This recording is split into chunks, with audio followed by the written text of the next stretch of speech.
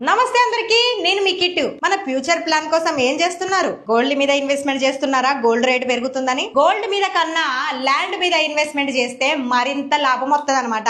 Family future కోసం సరైన నిర్ణయం తీసుకోండి, స్మార్ట్ డిసిషన్ తీసుకోండి.